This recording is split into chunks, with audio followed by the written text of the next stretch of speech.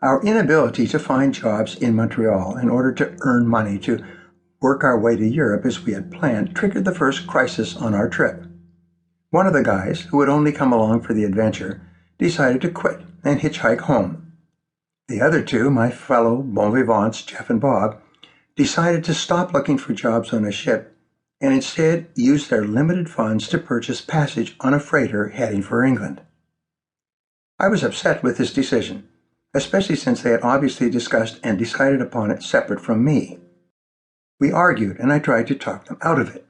I told them quitting is a habit. If they quit now, they would always quit each time they met resistance and disappointment. They would establish a pattern for failure rather than one for success. It was a matter of principle that we not give up at the first sign of resistance to our plans. Parting of the ways. But their minds were made up. They were impatient to get to Europe and not interested in finding another way. We went to the bank, withdrew all the money we had so carefully accumulated over the previous year, and split it 3 ways. They used half their money to book passage on a freighter that took a small number of paying passengers. They left the next day. Our partnership was officially dissolved just 2 weeks after starting out. I later learned that partnerships are the worst of all forms of business relationships. They start off with high hopes and usually end with dashed expectations, ruined friendships, and mutual recriminations. One of the partners is always more dedicated and harder working, while the others contribute less and less and yet demand an equal share of the profits. Re-evaluating the situation.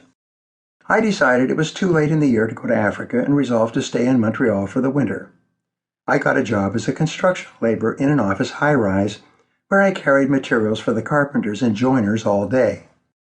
I later worked in a factory on a production line, screwing nuts onto bolts hour after hour. Because of my limited means and savings, I rented a tiny one-room apartment with a fold-out bed and a small kitchen.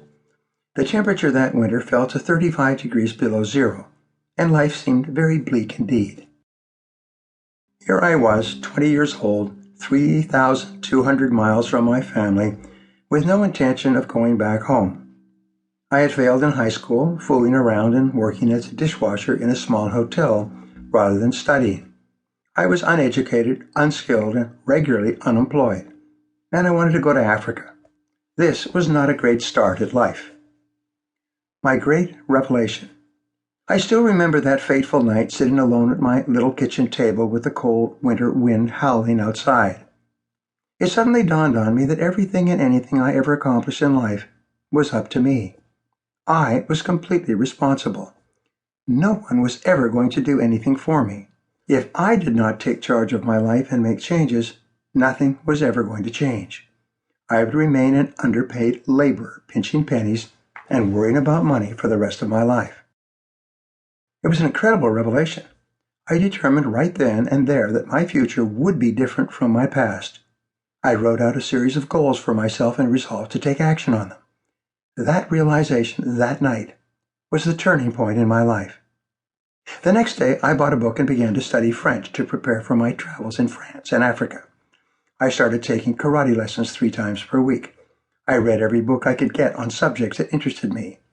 I began my lifelong commitment to personal development and success. I was responsible. Back on the road again. 5 months later, at the end of February, I packed all my belongings in an old trunk and shipped them to Halifax, the biggest port on the Atlantic coast. I then spent several chilly days on the road hitchhiking my way across the maritime provinces to Halifax and once more checked into the local YMCA. My goal was to get a job on a ship, work my way to England, rejoin my friends, and set off once more for Africa. I got up early that cold winter morning and began scouring the waterfront, visiting every ship from one end of the harbor to the other and asking if they needed a crewman for the crossing to England. By the end of the day, after hours of plodding from dock to dock, I had gone to each ship on the waterfront and been turned down every time. There was not a single ship going to England that needed anyone for the voyage.